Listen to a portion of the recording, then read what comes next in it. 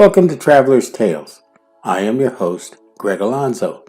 Today I will be your guide through history as we take a look at who were the Etruscans. Before we begin, just a quick reminder that we post new videos every Tuesday, Thursday, and Saturday with special editions on Thursdays. Don't forget to hit the little bell icon to be notified each time we post new videos. Moving right along, mythology tells us one thing while archaeology tells us another. Who were the Etruscans? Were they one of the many sea peoples? What happened to them? Were they as progressive a culture as we have been led to believe? Today we will answer these questions as we take a look at these very unique people. The Etruscan civilization was developed by a people in Etruria in ancient Italy. These people had a common language and culture and together formed a federation of city-states. After conquering adjacent lands, its territory covered at its greatest extent roughly what is now Tuscany, Umbria, and northern Lazio, as well as the Po Valley, Emilia-Romagna, southeastern Lombardy, South Veneto, and western Campania. The Etruscans called themselves Rassena, which was shortened to Rasna, with both etymologies unknown. To the Greeks they were known as the Tyrannoi, which the Romans derived the name Tyrmeni. One theory is this prompted them to be associated with the Tarish, one of the sea peoples named by the Egyptians. Later the Romans referred to them as the Tusci or the Etrusci, from which the name is the origin of Toscana, the heartland of Etruria. Modern-day scholars equate these names to the people who build towers. This makes perfect sense because the Etruscans preferred to build their towns on high precipices reinforced by walls. Understandably, this may seem confusing because literary and historical texts in the Etruscan language have been lost to history. This makes modern understanding of their society and culture heavily dependent on much later Greek and Roman sources. To add to the confusion, these sources are generally disapproving of the Etruscans. Historically, the Etruscans had achieved a state system of society with remnants of chiefdom and tribal forms. Rome was in a sense the first Italic state, but began under Etruscan rule.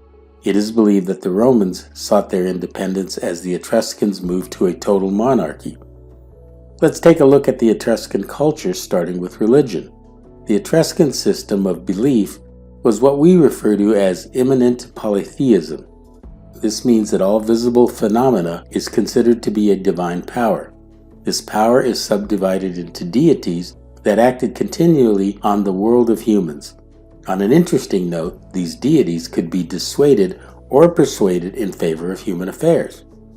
How did this belief affect family life? At the center of the Etruscan society was marriage. The married couple was known as tsuthir. The Etruscans were a monogamous society that emphasized pairing. Compared to the Greeks and the Romans, Etruscan women had quite a bit more freedom. They also had rights and were allowed to own property. It is generally believed that overall Etruscan society was much more relaxed than that of their neighbors. Perhaps it was due to their renown in working with gemstones. This newfound wealth created an entirely new class who were more concerned with enjoying the pleasantries of life. This is prevalent in their artwork and especially in their frescoes. What about the Etruscan military? Like most ancient cultures, the Etruscans had a significant military tradition. Like many ancient societies, the Etruscans conducted campaigns during the summer months. Raiding neighboring areas, attempting to gain territory, and combating piracy were all seen as a means of acquiring valuable resources, which included various goods and slaves. It was also profitable to ransom individuals taken in combat back to their families and clans at a high cost.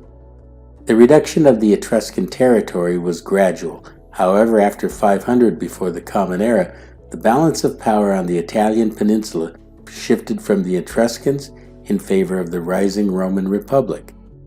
The end finally came when the Etruscans supported Marius in a civil war won by Sulla. Sulla then set out to sack any and all Etruscan cities. By 82 before the Common Era, the Etruscans had become Romanized, their culture and language giving way to Latin and Latin culture. Sadly, their literature and culture had all been but destroyed and their history obliterated.